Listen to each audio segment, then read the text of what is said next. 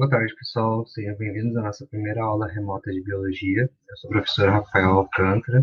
Vou ministrar as aulas dessa disciplina ao longo deste ano de 2021.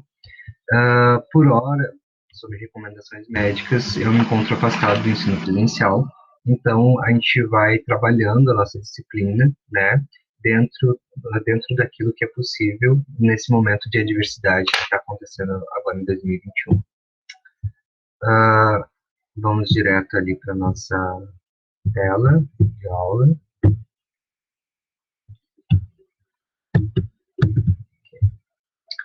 Então, nós vamos começar trabalhando sobre a origem da vida. Na primeira aula presencial que nós tivemos, eu dei uma explanação geral sobre o plano de contingência, sobre as transformações sociais ocasionadas pela pandemia de Covid-19, e também dei uma introdução geral sobre a biologia, o seu estudo, o seu impacto na sociedade, certo? Então, aqui eu deixei para vocês uma ementa geral sobre o que a gente vai estudar ao longo deste ano, né? Então, a gente começa com metodologia científica, a origem da vida, vamos passar ali sobre biologia celular, sobre ah, informação genética, biologia molecular, reprodução celular, vamos falar então, um pouco também sobre anatomia e fisiologia humana, enfim, temos bastante assunto aí pela frente que vocês podem verificar depois aí no planejamento e também aqui nessa ementa da disciplina que eu preparei para vocês. Já falei em sala de aula, mas vou reforçar aqui nesse vídeo, né? Então, nossos meios de contato serão via WhatsApp, e-mail e Classroom. O WhatsApp, ele está destinado a dúvidas mais simples, rápidas de serem resolvidas. Por exemplo, quando vocês já tiverem uma argumentação pré-pronta sobre uma resposta, ou se só querem saber se é para copiar ou não no caderno e assim por diante. São dúvidas rápidas e pontuais. Vocês podem me chamar no privado pelo número 48 999 82 49 56. Para dúvidas complexas ou entregas de trabalhos, tente utilizar o e-mail institucional, que é 735.4@prof.sed.sc.gov.br. E a disponibilização de materiais e atividades será via Classroom. Entretanto, sabemos que o Classroom ele ainda não está disponível para uso, logo a gente está utilizando um grupo no WhatsApp para dar continuidade às nossas atividades da disciplina. Então, a biologia como um conceito, né? A biologia, ela vem do termo grego, que significa bios, e que significa vida, né? E logos, que também é um termo grego, que significa estudo. A biologia, então, é o estudo da vida, o estudo dos seres vivos, né? Então, ela incorpora todo o mundo imaginável relacionado à vida na Terra e também as expectativas e experiências e também experimentos sobre vestígios de vida fora da Terra. Bom, a biologia, então, ela estuda as diferentes espécies que ocorrem no nosso planeta, desde de nível molecular até o nível biosférico, né, que seria todo o conjunto de vida que existe na Terra. Algumas sub-áreas da biologia que a gente pode destacar é a biologia celular, a ecologia, a paleontologia, a anatomia, a fisiologia, a evolução, a zoologia e assim por diante. A anatomia, ela tem como objetivo estudar a estrutura dos seres vivos, ou a morfologia dos seres vivos, a forma que é o corpo, as estruturas anatômicas dos seres vivos. Enquanto a biofísica, ela enfoca nos processos físicos que acontecem nos seres vivos. E a biologia molecular, ela está relacionada ao estudo das células, a dinâmica e assim por diante.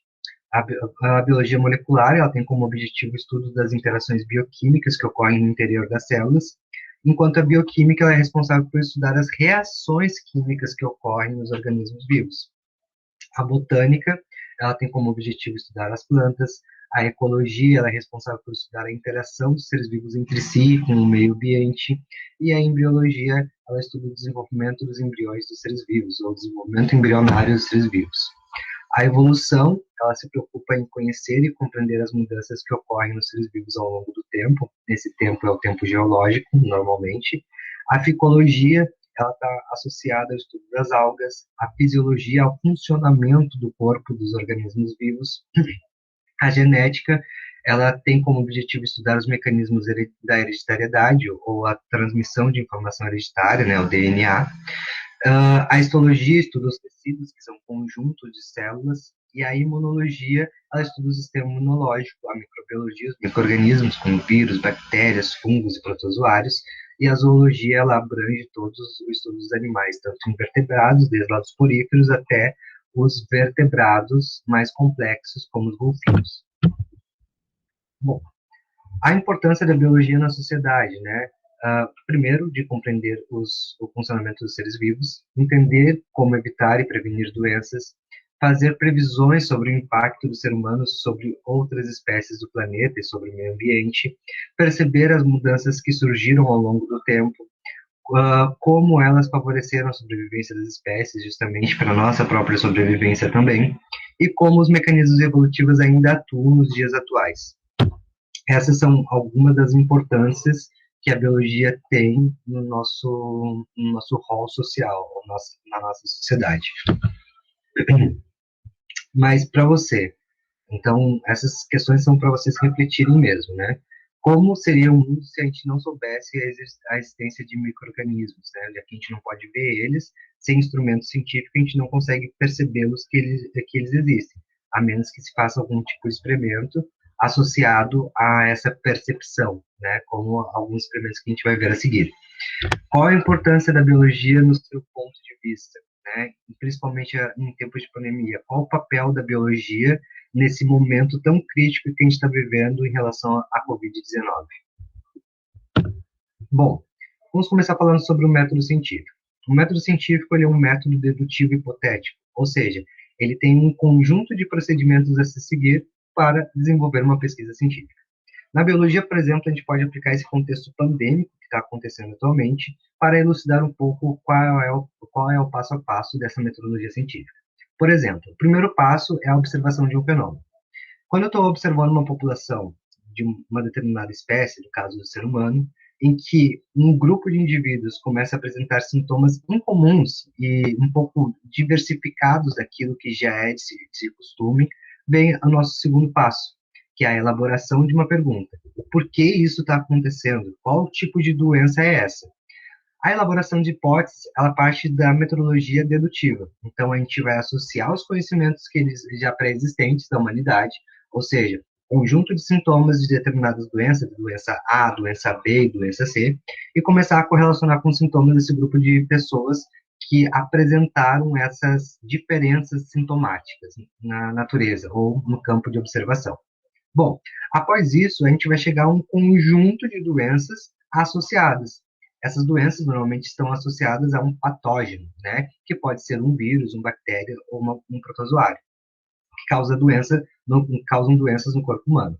Então, uma série de testes e experimentos são realizados para se identificar, por exemplo, o causador dessa doença, ou o que é essa doença, como ela reage no organismo humano. Então, através de uma análise de resultados, eu obtenho a resposta que ela pode confirmar ou não a minha hipótese. Por exemplo, pode ser que no início da Covid-19 nós tenhamos associado a essa doença com um tipo de gripe. Entretanto, após análises científicas, descobriu-se que essa hipótese ela não é verdadeira, porque a gripe é um vírus diferente do que a Covid-19, ou seja, a família de vírus que provocam a doença chamada gripe ela é diferente da família de vírus que provoca a doença chamada Covid-19. Então, mesmo que a minha hipótese não seja verdadeira, eu preciso reportar este conhecimento ao grande grupo, à sociedade, seja por um compartilhamento de stories, vídeo no YouTube ou publicação de um artigo. Eu preciso comunicar à população sobre essa minha descoberta. Essa comunicação em relação social foi o que nos fez, né, produzir uma vacina tão rápida, né, mais rápida do que ao longo da história da ciência que a gente percebe. Por quê? Porque hoje o mundo está conectado globalmente pela rede mundial de computadores. Então, essa rede mundial de computadores permite uma troca de informações instantâneas entre duas partes do mundo distantes uma da outra. Então, quanto mais produção científica a gente fizer, mais compartilhamento de conhecimento, mais rápido serão as soluções inteligentes para problemas grandes associados à nossa espécie ou à nossa sociedade, como é o caso de uma pandemia. Bom, Para dar início ao nosso estudo dos seres vivos, ou estudo da vida, eu apresento aqui para vocês um cronograma geral sobre a história da humanidade, que é colocado logo no início do livro Sapiens, de Yuval Harari. Esse livro, esse historiador, ele é um historiador israelense, que ele reconta, ou ele remonta a história da humanidade sob uma perspectiva biológica, né? Então, ele pega toda a parte de comportamentos e relações sociais da humanidade e ele vai, então, associando essa história ao lado biológico da nossa espécie. Então, aqui ele apresenta, né, só uma atualização de dados, que há 13,5 bilhões de anos, mais ou menos, na verdade seriam 13,7 bilhões de anos, surgiram a matéria e a energia, que é o começo da física, né, onde aparecem os átomos, moléculas, e logo em seguida começa a química. O que iniciou tudo? O Big Bang. Há 4,6 bilhões de anos, mais ou menos, surge o planeta Terra. O planeta Terra, ele é produto de reações de nucleossíntese, ou seja, reações que ocorrem no interior do nosso Sol, que é uma estrela. O nosso Sol, ele está queimando toda hora um combustível chamado hidrogênio. Esse hidrogênio, quando fundido um no outro, ele forma outro elemento químico chamado hélio. E o hélio, né, quando se junta com outro hidrogênio, ele forma o lítio e assim por diante, até formar metais pesados, como ferro, né, como ou outros elementos químicos, como carbono, oxigênio e assim por diante, certo? Há 13,8 bilhões de anos surgem então os primeiros organismos vivos, que é o começo da biologia. E há 6 milhões de anos surge o último ancestral comum de seres humanos e chimpanzés. Há 2,5 milhões de anos vem a evolução do Homo na África. Então tem o surgimento das primeiras ferramentas de pedra, né, o período paleolítico.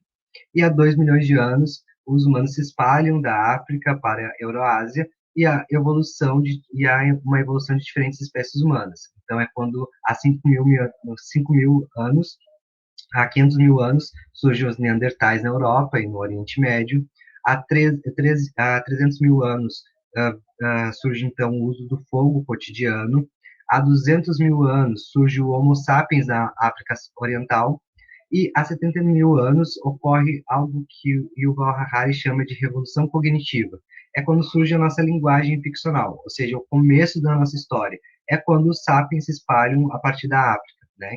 Então, a revolução cognitiva significa um modelo diferente da gente se comunicar. Então, o nosso vocabulário hoje possui muitas palavras que podem se tornar frases, podem se tornar textos, podem se tornar discursos que pretendem descrever com o maior detalhe possível a natureza que nos cerca. Então, por este motivo, essa linguagem cognitiva, essa linguagem ficcional, a capacidade da gente imaginar ou de criar aquilo que não existe, oportunizou o ser humano a desenvolver uma habilidade inata, né? Que é chamada de, desculpa, esqueci o termo, que é chamada de heurística, que é a capacidade do ser humano desenvolver coisas, descobrir coisas novas a partir das suas experiências imaginativas ou extrapolativas sobre a natureza, né? Bom, depois nós temos ali há 30 mil anos a extinção dos Neandertais. Há 16 mil anos, os sapiens povoam a América e tem a extinção da megafauna americana, né? Então possivelmente esteja associada a nossa presença ali. Há 13 mil anos, a extinção do Homo florensis e o Homo sapiens se torna a única espécie humana sobrevivente. Então nós tivemos alguns primos ali, hominídeos, né, antes de se tornar sozinhos na face da Terra. Ou seja, a Terra varreu praticamente a espécie humana, o gênero humano, né, do nosso planeta, e só sobrou nós, Homo sapiens. E daí fica a questão, por que só nós sobramos? O que tem de especial na gente que os outros não tiveram? Será que foi uma questão de adaptabilidade ao clima? Será que foi uma questão de reprodução? Será que foi uma questão de conflitos entre espécies? Bom, isso fica para uma próxima aula, né? Caso vocês desejem que eu aprofunde um pouco mais sobre esse assunto. Bom, há 12 mil anos, né, ocorre a Revolução Agrícola, ou seja, o ser humano ele começa a domesticar plantas e animais e começa a fazer então assentamentos permanentes. A gente deixa de ser nômades, né, caçadores-coletores, e começa a se agrupar em vilarejos, depois cidades. Então, há 5 mil anos surgem os primeiros reinos, os sistemas de escrita e dinheiro, e algumas religiões politeístas, aquelas que acreditam em mais de um deus, né? Há 4,5 mil anos surge o primeiro império, né? O Império Acádico de Sargão. Então já é um modelo mais robusto de sociedade, né? E há 2,5 mil anos tem a invenção da moeda, que é um dinheiro universal, né? Ali no Império Persa, a ordem política universal, em prol de todos os humanos. Daí é quando surge o budismo na Índia, que tem uma verdade universal para deliberar todos os sofrimentos e assim por diante. Percebam que ali as religiões politeístas, elas influenciaram muito nos sistemas sociais que atuavam naquele tempo, porque não existia um centro comercial, não existia um centro político. Já há 2.500 anos, a humanidade ela já trabalha por essa unificação, tanto econômica quanto política. E essa unificação, ela foi alavancada, obviamente, após a Primeira e Segunda Guerra Mundial, com o surgimento de tecnologias que nós temos hoje, como o computador, como o celular e assim por diante, né? Que são produtos da nossa revolução científica e a Revolução Industrial. A Revolução Científica, que ocorreu há cerca de 500 anos, a humanidade decidiu, admitiu a sua ignorância e começou a conquistar Américas e oceanos. Ou seja, o ser humano ele parou de acreditar que tudo era determinístico por algo divino e que a Terra ela poderia não ser plana, que ela poderia ser redonda ou ela poderia ser oval, ou como é comprovado hoje que ela é que é geoide, né? Então, o ser humano ele admitiu essa ignorância, ele admitiu que precisava conhecer mais. E quando há 200 anos atrás, nós fizemos uma coisa que a gente não tinha feito antes na história da humanidade, que foi converter um tipo de energia em outro através de uma máquina. Então, a Revolução Industrial, ela marca a história da humanidade porque a gente começa a desenvolver máquinas conversoras de energia. Então, a gente começa a otimizar a forma com que a gente manipula a energia do nosso planeta, através da extração de materiais. Então, é neste tempo, por exemplo, que surge a ideia de família, comunidade, e que elas começam a ser substituídas por uma ideia de Estado e mercado, em que o Estado e mercado eles são responsáveis pela família e pela comunidade. E daí começa aquela extinção em massa de plantas e animais devido à extração de recursos. E daí aqui o autor ele faz uma perspectiva geral do presente e do futuro da humanidade. Então, numa perspectiva geral do presente, os seres humanos transcendem os limites do planeta Terra, as armas nucleares ameaçam a sobrevivência da humanidade e cada vez mais os organismos são moldados por design inteligente e não por seleção natural. Isto é, a biotecnologia de hoje ela consegue moldar os organismos de acordo com os nossos interesses humanos, interesses inerentes humanos e não mais pela seleção natural. Então, e no futuro, né, o design inteligente se torna o princípio básico da vida, ou, né, o sapiens é substituído por super-humanos. Então, aqui já é uma perspectiva de como a engenharia genética, por exemplo, ela pode impactar, né, as transformações sociais, inclusive a nossa própria concepção sobre a morte. Por exemplo, se a gente desenvolver fármacos que consigam inibir o envelhecimento, ou que consigam neutralizar todo tipo de patógeno existente, a humanidade consegue se tornar amortal. A vem do latim não, e mortal de viver. Ou seja, a gente não a gente não morreria mais de morte biológica, a gente só morreria de morte acidental, um acidente de carro, de avião e assim por diante, quando não há mais como o corpo se restaurar, por exemplo. Bom, a teoria mais aceita hoje sobre o surgimento do universo é o Big Bang. A teoria do Big Bang, ela acredita que o universo teve um tempo que ele se contraiu e ele formou um ponto chamado ponto de singularidade, onde a matéria e a energia ela se condensou num único ponto no espaço.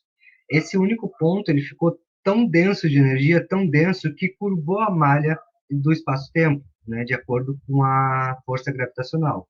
E com isso houve uma grande explosão de partículas e que elas foram liberando energia para todo o universo observável e, ao mesmo tempo em que havia uma alta temperatura, essa alta temperatura ela era facilmente diminuída devido à temperatura externa do espaço sideral, que é muito baixa. Né? Então, com isso, tem a formação de pequenas partículas que se conglomeraram e formaram átomos, e esses átomos, assim por diante, formaram elementos químicos, depois moléculas, e assim foi até chegar ao nível de vida.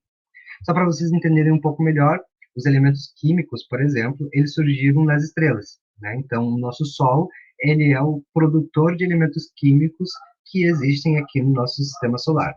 Por exemplo, né, após o Big Bang, estourou, né, aquele monte de energia, aquele monte de partículas, e dentre essas energias, algumas se conglomeraram tão grande, né, num elemento químico específico chamado hidrogênio, e formaram uma bola gigante vermelha como o nosso Sol.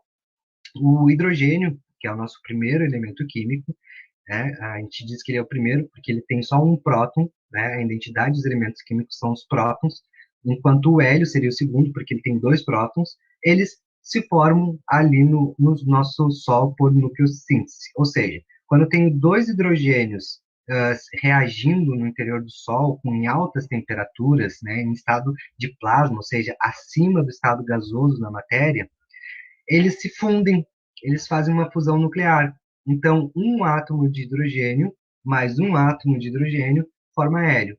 Esse hélio continua queimando, né, ali no interior do Sol, e ele vai começar a formar outros tipos de elementos químicos, como carbono, oxigênio, magnésio e assim por diante.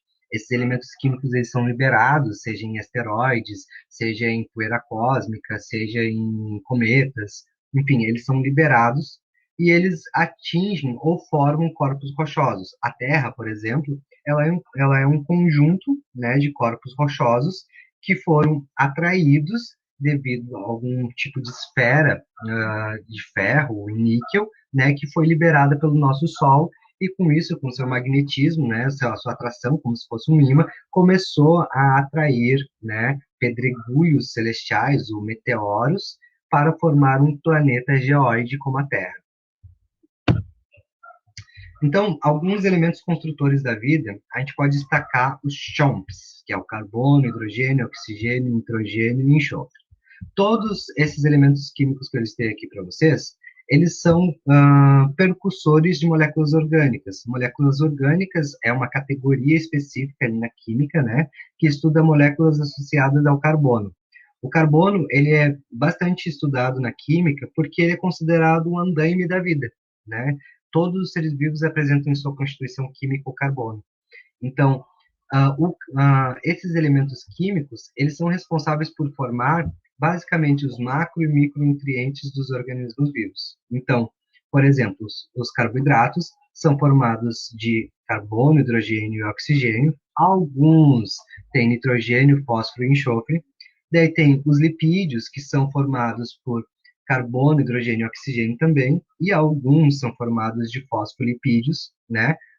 Ou que são formados de fósforo junto, né? Que são a membrana plasmática, por exemplo, ela é formada por fosfolipídios. E daí depois nós temos também aqui os ácidos nucleicos, formados pelo carbono, hidrogênio, oxigênio, nitrogênio e fósforo, e as proteínas, que são formadas por carbono, hidrogênio, oxigênio e nitrogênio. E algumas são formadas por enxofre, certo? Então, esse conjunto de moléculas são responsáveis por originar organismos tão complexos como as células, né? Então, como isso acontece? Alguns fragmentos de moléculas monossacarídeos se reúnem em di e polissacarídeos, as bases nitrogenadas se reúnem em nucleotídeos e formam ácidos nucleicos, DNA e RNA. Os aminoácidos, que são moléculas menores, em conjunto, eles começam a formar proteínas. Os ácidos graxos e álcools, em conjunto, eles formam lipídios. Bom, a organização básica da vida que a gente entende hoje, ela é sustentada de acordo com a teoria da evolução química que a gente verá a seguir, em que ela considera que o nível mais baixo da energia seria o átomo e o nível mais alto seria a biosfera, que não está nessa imagem. Bom, um átomo, né, quando ele se junta com outro átomo, ele forma moléculas. essas moléculas, especialmente as proteínas, que são moléculas altamente complexáveis e moldáveis, elas formam organoides. Esses organoides, quando eles englobados por outro tipo de célula ou um outro tipo de organoide, eles formam as células procarióticas ou eucarióticas, que a gente verá também a seguir. Daí, um conjunto de células forma tecidos, um conjunto de tecidos forma órgãos, um conjunto de órgãos forma um sistema e um conjunto de sistemas forma um organismo. Bom, o que é um sistema? Um sistema é um conjunto de estruturas que estão interligadas em prol de uma função. Por exemplo, de sistema, o sistema hidráulico adaptado para puxar uma descarga, né? Eu tenho uma cordinha que regula a entrada e saída de água na caixa da descarga, e também tenho um vaso sanitário, onde tem a água ali, onde a gente deposita as nossas fezes, urinas e assim por diante, né? Então, o mecanismo hidráulico, ele corresponde a um sistema, porque eu tenho componentes, eu tenho estruturas que estão associadas. Quais são as estruturas? O vaso em si, a borrachinha para sentar e também a corda e a bomba que está associada à regulação da água. Bom, qual é a relação da comida com a origem da vida? Perguntas difíceis assim e perguntas loucas são esse tipo de pergunta que a ciência faz, que os cientistas fazem, né? Então, qual seria a relação da comida com a vida? A gente sabe que os seres vivos eles possuem algumas características gerais. Dentre elas está a interação com a água, está a reprodução, a hereditariedade, está a evolução, está uh, a compartimentos, né? Os compartimentos, então precisa estar selado, né? Eles precisam ter uma cela e também o metabolismo. O metabolismo ele está associado ao conjunto de reações químicas que ocorrem no interior de um corpo e que fornecem a homeostase, ou seja, o equilíbrio desse corpo para realizar os seus processos vitais. O organismo ele está subdividido em dois conjuntos de reações químicas. Um conjunto chamado catabolismo, em que pega moléculas complexas e fragmenta em moléculas menores, e o anabolismo, que seria o processamento dessas moléculas feitas do catabolismo, né, no interior das células, para a formação de novas moléculas, certo? Bom, a partir disso, nós temos, né, uma investigação científica através daquilo que a gente come, que os outros organismos vivos comem, e também sobre a nossa estrutura, para entender a origem da vida. Então, com isso, a gente tem dois conjuntos de hipóteses sobre a origem da vida, que é o conjunto de hipóteses sobre a perspectiva estrutural, ou seja, a estrutura fundamental dos seres vivos, que engloba a hipótese da abiogênese e a hipótese da biogênese. A hipótese da abiogênese, ela acredita que a vida ela partiu da matéria bruta, da matéria inanimada, ou seja, que um conjunto de saco de lixos pode se transformar em ratos. Exemplo, tá? E a hipótese da biogênese, ela acredita que somente vida pode gerar vida. Ou seja, eu somente quando eu tenho interação entre dois ou mais organismos vivos é que eu tenho um aparecimento de uma outra espécie, de um outro organismo, ok? E também temos um conjunto de hipóteses sobre a perspectiva funcional. A perspectiva funcional ela está associada à ideia de metabolismo primordial. Qual foi o primeiro metabolismo que foi desenvolvido pelos sistemas autopoéticos, que são os sistemas autoconstrutores de si mesmos, sistemas da vida, né? Então, a gente chama as células de unidade autopoética porque ela tem a capacidade de se autoconstruir, se autorreplicar. Então, só que ela faz isso através de um metabolismo. E qual seria esse metabolismo primordial das células? Daí, para explicar isso, nós temos duas hipóteses, que é a hipótese heterotrófica e a hipótese autotrófica. A hipótese heterotrófica, ela acredita que os primeiros organismos que surgiram, eles eram heterotróficos, ou seja, eles não conseguiam produzir seu próprio alimento através da luz solar ou de outra fonte, e que eles englobavam partículas orgânicas que tinham disponível na volta deles e faziam um processo chamado fermentação, que seria um processo de de metabolismo primordial, e depois surgiram os fotossintetizantes e os organismos de respiração aeróbica. E daí somos nós que fazemos respiração pelas mitocôndrias. E depois nós temos a hipótese autotrófica. A hipótese autotrófica, ela acredita que os primeiros organismos que surgiram, eles eram quimiosintetizantes, ou seja, eles faziam uma espécie de metabolismo associados à matéria inorgânica que estava à sua disposição, e com isso, né, realizava seus processos de obtenção energética. Posteriormente veio os organismos autotróficos fermentadores, e depois veio a fotossíntese, e por final nós temos ali os seres heterotróficos aeróbicos, que são aqueles que fazem respiração mitocondrial. Bom, mas vamos ver isso mais detalhadamente agora sobre a origem da vida. Então, o maior defensor sobre a origem da vida, sobre a teoria da biogênese, que é a teoria da geração espontânea de vida, foi Aristóteles, ainda na antiguidade. Ele acreditava o seguinte: os seres vivos também podem originar a partir da matéria inanimada, a presença de um princípio ativo, na presença de um princípio ativo.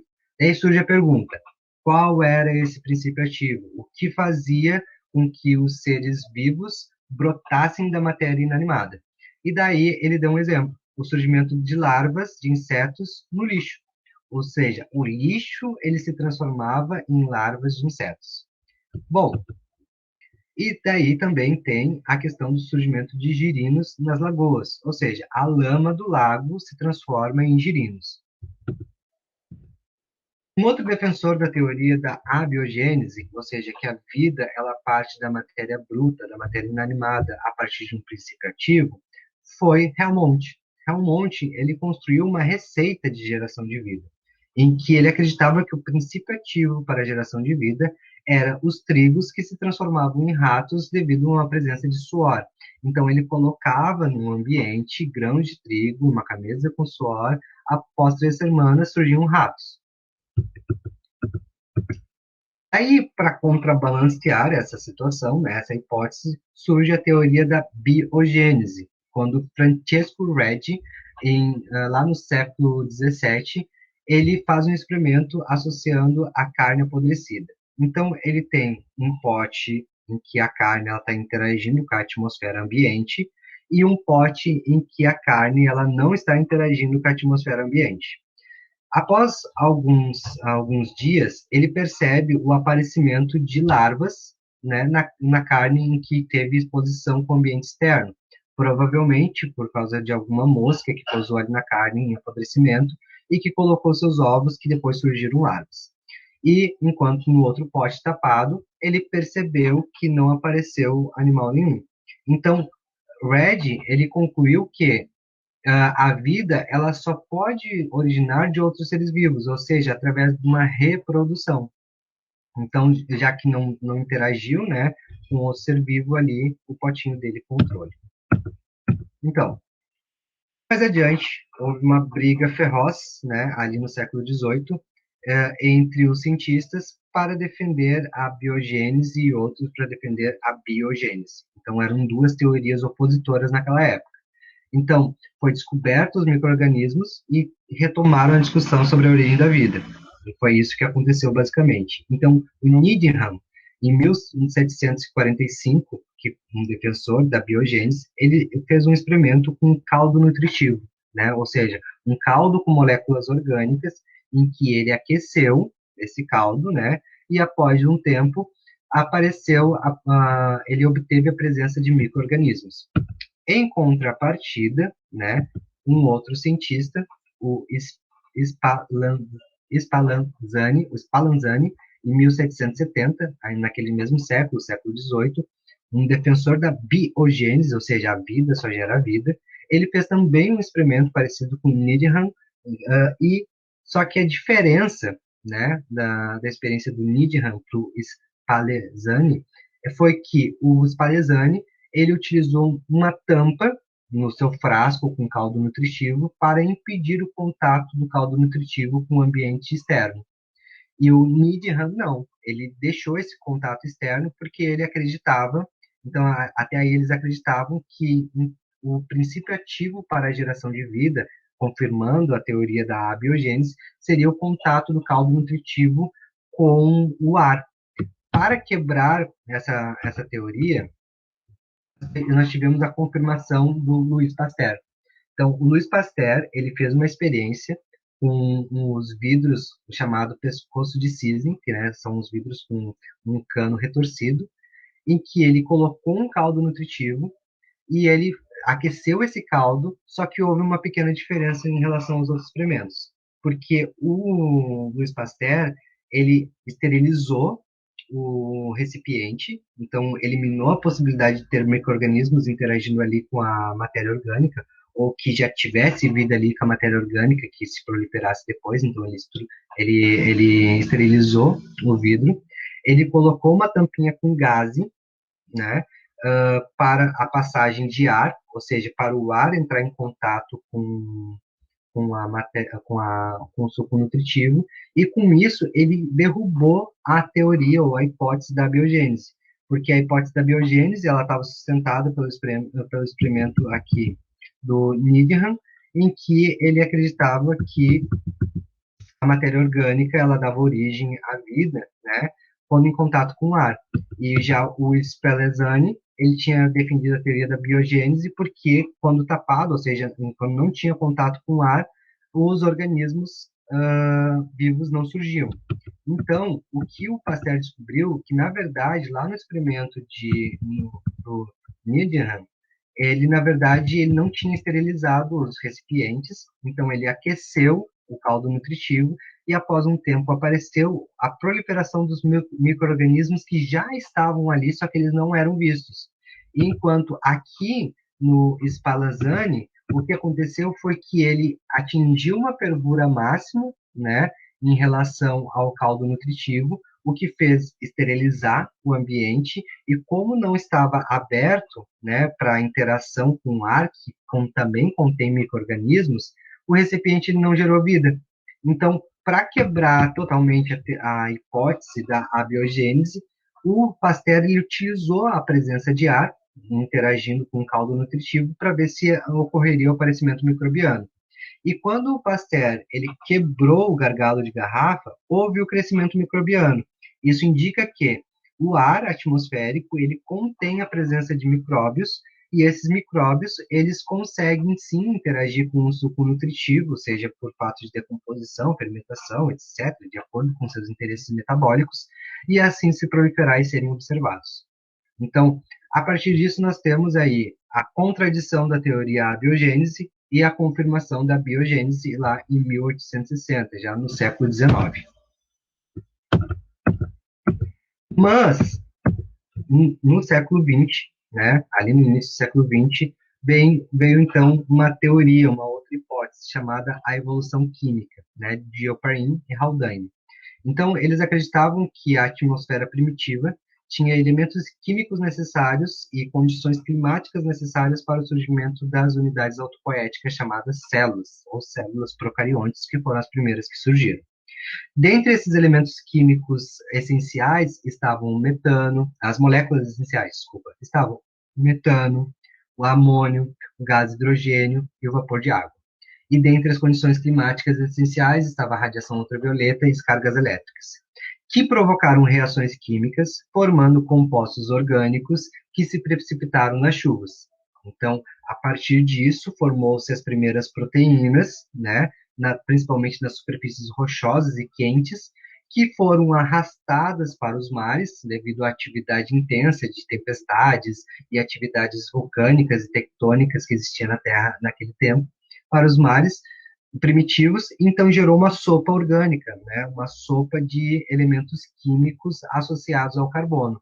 E quando eles estavam no mar, essa sopa de elementos químicos, o mar ele era atingido consecutivamente pela radiação ultravioleta e descargas elétricas, e que fez com que essas moléculas se unissem, formando aglomerados moleculares envolvidos por uma película de água.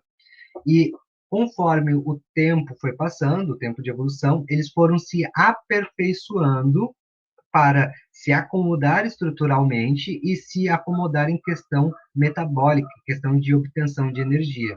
Então, foi quando surgiu o envoltório lipídico, as proteínas catalisadoras, os ácidos nucleicos e a capacidade de autoduplicação. Então, foi quando surgiu os primeiros seres vivos. Bom, então aqui tem algumas imagens dos pesquisadores associados à teoria da evolução química.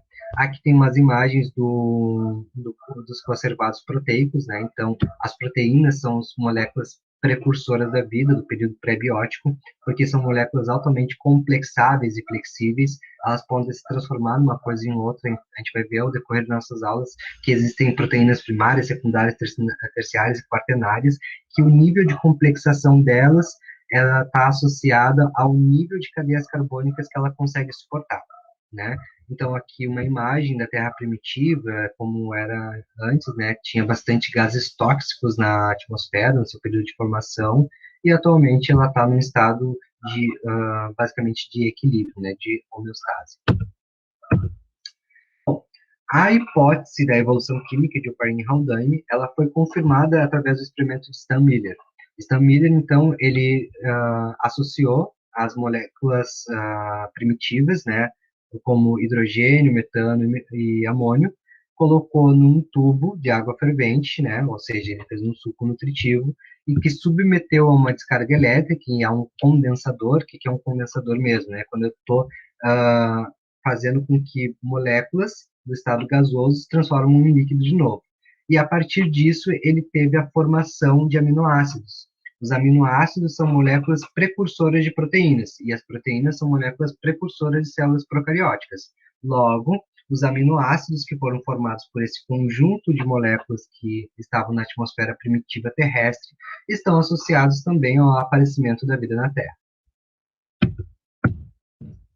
Mas, como eu falei para vocês anteriormente, né, nós temos o conjunto de hipóteses a nível estrutural, ou seja, qual é a estrutura primordial dos seres vivos, e também a hipótese a nível energético, ou o metabolismo primordial dos seres vivos.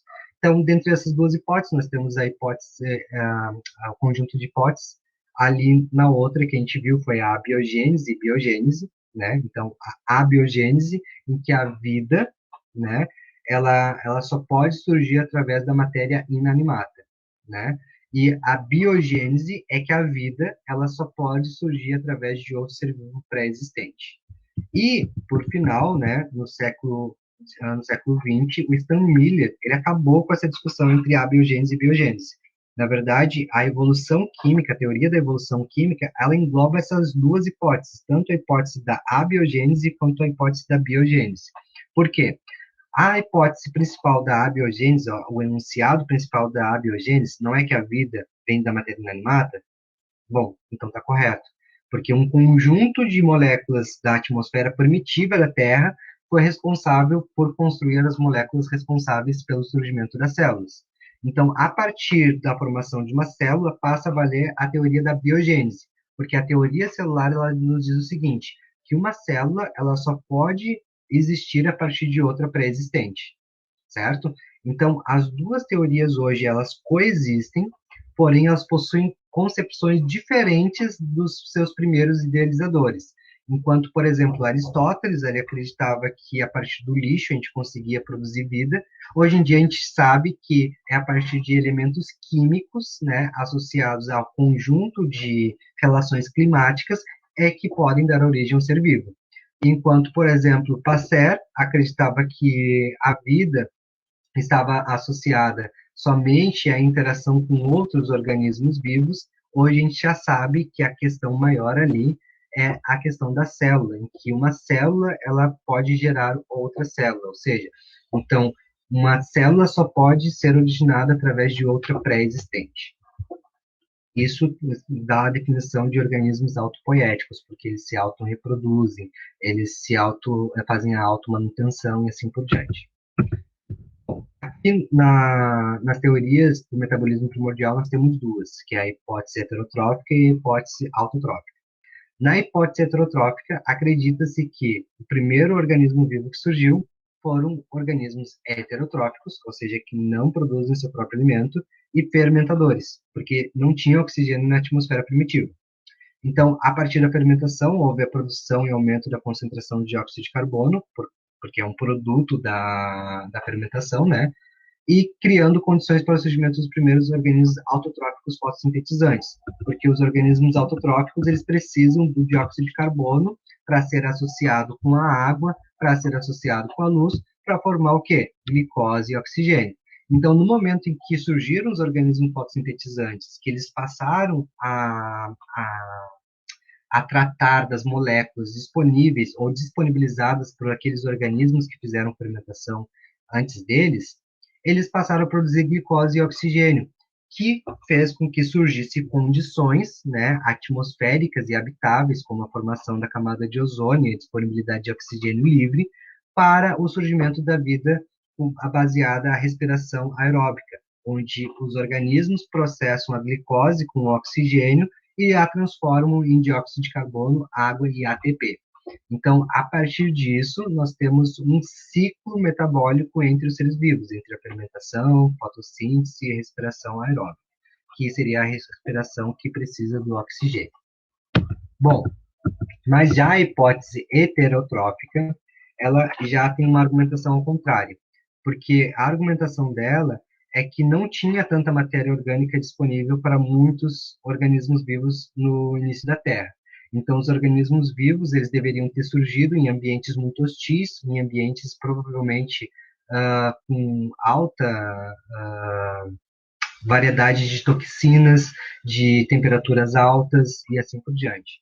Então, os primeiros organismos vivos teriam surgido, de acordo com a hipótese autotrófica, em ambientes extremos, ou seja, mais protegidos, nutrindo-se a partir de reações entre substâncias inorgânicas, assim como bactérias, as árqueas, né, atuais quimio-luto-autotróficas, ou simplesmente quimiosintetizantes, em que elas processavam ferro e enxofre, associavam com a água, formavam dióxido ferroso e liberavam hidrogênio e energia em formato de ATP, adenosina trifosfato, que é uma molécula energética que abrange todo o ecossistema. A gente vai trabalhar isso mais detalhadamente nas próximas aulas. Não vamos entrar nesses detalhes agora. Bom, mas a teoria autotrófica, ela não para por aí. Ela acredita, então, que os primeiros organismos eles eram quimiosintetizantes e depois ela deu oportunidade para que surgissem os organismos fermentadores, né? E depois dos fermentadores heterotróficos surgiram os fotossintetizantes, como plantas e algas, e por fim os heterotróficos aeróbicos, ou aqueles que precisam do oxigênio para realizar sua respiração. Eu já falei. Mas depois que surgiu a célula, né? Então a gente já tem aí as teorias do surgimento das células procariontes. A gente precisa se questionar como surgiu a célula eucarionte, né? Então as células procariontes são células mais simples que engloba os domínios arquea e eubactéria, né? Então são dois grupos antigamente associados ao reino Monera, ou simplesmente bactérias em que o material genético está espalhado no citoplasma e possui uma membrana plasmática para envolver ali o seu metabolismo autônomo, né? Ou seja, para deixar acontecer ali dentro as reações químicas. Bom, daí nós temos duas teorias, a teoria de Robertson e a teoria de Linz-Margolin, né? A teoria de Robson é a teoria das invaginações da membrana plasmática, ou seja, ele acredita que a membrana plasmática, em determinado período do tempo evolutivo, ela começou a se invaginar, ou seja, a se distorcer para dentro, formar vales internos. E a partir desses vales é que começou a se formar uma carioteca, ou seja, o envoltório nuclear dos organismos eucariontes, levando em consideração que procarionte vem do primeiro, proto, né? E eucarionte vem de verdadeiro, ou seja, o verdadeiro envoltório nuclear, onde o núcleo, né, ele é revestido por uma membrana, uma extensão da membrana plasmática para proteger o material hereditário, o DNA. Na teoria do surgimento das células eucarióticas de Linz-Margolin, que é a teoria da endossimbiose, né, ela é um pouco parecida com a teoria da invaginação da membrana plasmática, né? Porém, essa teoria da Linz-Margolin, ela considera uma associação simbiótica de mutualismo entre dois organismos bacterianos ou dois organismos procarióticos. Por exemplo, ela acredita que as mitocôndrias e os cloroplastos, que são estruturas, né, celulares, elas tenham tido em algum período da evolução, vida livre, e por algum momento elas começaram a se associar com células maiores e coabitar esse corpo. Então, quando elas começaram a fazer esse tipo de processo, elas começaram a atuar junto para o processo de obtenção energética e, consecutivamente, se permaneceram assim. Uma relação entre duas espécies iguais ou diferentes, que seja por mutualismo, significa que as duas se beneficiam com esse tipo de relação e, ao mesmo tempo, se for simbióticas, elas não conseguem sobreviver longe uma da outra. Então, elas precisam sobreviver. Como é o caso do nosso corpo. Nosso corpo humano, ele abriga uma microbiota, ou seja, um conjunto de micro-organismos que incluem bactérias e vírus, né, que fazem a manutenção do nosso corpo, que nos auxiliam a sobreviver. Por exemplo, nosso mapeamento genômico, né, oriundo do projeto Genoma Humano, ele registrou que mais de 8% do genoma humano ele é resquício de HIV, de HIV armazenado, né, no genoma de outras espécies de seres humanos ao longo da história evolutiva. Então, quer dizer que fragmentos moleculares de vírus estão incorporados no nosso gene, no nosso genoma, e que constituem quem a gente é hoje, quem nós somos hoje. Então, aqui tem uma representação esquemática sobre o procarionte simbiótico, então seria um procarionte maior, aqui o DNA livre, né, como vocês podem ver. Então, nós temos aqui os procariontes aeróbicos de vida livre e os procariontes fotossintetizantes de vida livre. Então, eles começaram a habitar um procarionte, né, um pouco maior, de corpo bacteriano um pouco maior, e começaram a realizar seus processos metabólicos juntos, e assim deram origem às células eucarióticas, autotróficas e heterotróficas. As autotróficas são as células vegetais, e as heterotróficas são as células animais. Lembrando, autotrófico significa que produz seu próprio alimento a partir da energia solar, e heterotrófico significa que não produz seu próprio alimento, ele precisa de um outro organismo vivo para conseguir obter energia e realizar seus processos metabólicos. Outras teorias sobre a origem da vida que nós podemos destacar é o criacionismo e a panspermia cósmica. O criacionismo, ele defende aquela ideia de que todos os seres vivos foram criados por um ato divino, ou seja, por um criador divino. Normalmente está associado a discursos dialéticos envolvidos no livro sagrado. E a panspermia cósmica, ela acredita que a vida teria surgido em outras partes do universo e trazida através de meteoros para a Terra. Então, essa hipótese de panspermia cósmica, se a gente for analisar por uma análise mais, por uma perspectiva mais estrutural da coisa, associando os elementos químicos fundamentais da vida, a gente pode considerar que o cianeto, que é uma molécula simples, né, composta de carbono e nitrogênio somente, seria um princípio da formação de moléculas primordiais para a vida. E se fosse assim, nós poderíamos considerar alguns cometas como se fossem uns fertilizantes da Terra para a geração de vida. Então, alguns cientistas já vêm afirmando esse tipo de coisa. Entretanto, a gente não tem provas o suficiente, a gente não tem experimentos suficientes para validar isso como uma verdade. Então, por enquanto, a teoria da panspermia cósmica, ela continua como uma hipótese, né? Ela não passou da fase hipótese ainda, porque a gente não tem como confirmar, porque a gente só tem a Terra de exemplo. Então, somente a gente não tem, embora a gente tenha alguns vestígios de vida fora da Terra, como a presença de água e a presença de moléculas orgânicas, né? A gente ainda não tem nenhum aparecimento real ou uma comprovação real de vida fora da Terra. Então, a teoria da panspermia cósmica, ela não foi validada ainda. Ao contrário da teoria da evolução química, que foi validada pelo experimento de Stan Miller. Bom, e para a gente finalizar essa parte da aula, a gente tem a teoria de Gaia.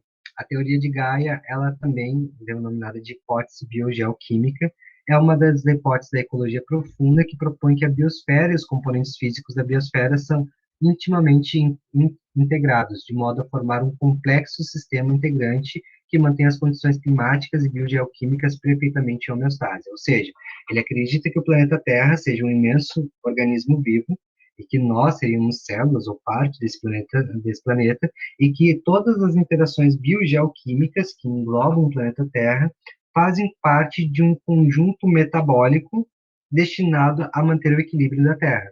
A gente sabe hoje que a Terra tem períodos de maior e de menor atividade geológica e também períodos de aquecimento e congelamento, e também o surgimento e desaparecimento de espécies. Todo esse conjunto de evidências, esse conjunto de fatos, ele leva então à criação da hipótese de Gaia, que é formulada por James Lovelock em 1979, ou seja, no final do século XX, e fortalecida pelos estudos da bióloga norte-americana Lynn Margulis, que foi a mesma que propôs a teoria da endossimbiose, a teoria da endossimbiose. Aqui eu deixei para vocês algumas atividades para vocês fazerem no caderno de biologia de vocês. Eu quero que vocês copiem essas questões e respondam no caderno. Eu vou tentar fazer um encontro ao vivo com vocês. Caso eu não consiga fazer esse encontro ao vivo, a gente terá uma pequena avaliação associada a essas perguntas, que servirão como consulta para vocês desenvolverem essa atividade avaliativa, certo? Então, a primeira pergunta é: sem os conhecimentos em biologia, a espécie humana poderia estar extinta? Então, se a gente não conhecesse as propriedades químicas dos seres vivos, ou qual é o comportamento mais agressivo de uma espécie ou de outra, talvez a espécie humana poderia estar viva hoje, ela teria chegado no patamar evolutivo que ela chegou hoje? Pergunta 2. Qual a relação da comida com o surgimento das teorias sobre a origem da vida? Isso foi um assunto que a gente trabalhou em aula, mas é só a gente pensar no metabolismo e como ele funciona. O metabolismo, lembrando que ele possui duas etapas, o catabolismo e o anabolismo. O catabolismo, ele pega moléculas maiores, fragmenta em moléculas menores, e o anabolismo pega essas moléculas menores, é processado lá dentro da célula, a célula constrói moléculas mais complexas em prol da existência do organismo e dela mesma. Ou seja, as células elas conseguem se autoconstruir, se autorreproduzir e fazer a manutenção de todo o organismo vivo. Mas, como isso está associado com a comida?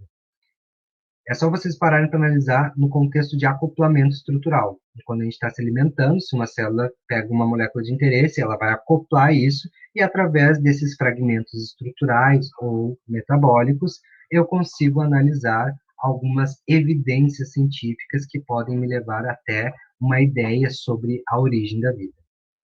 Número 3.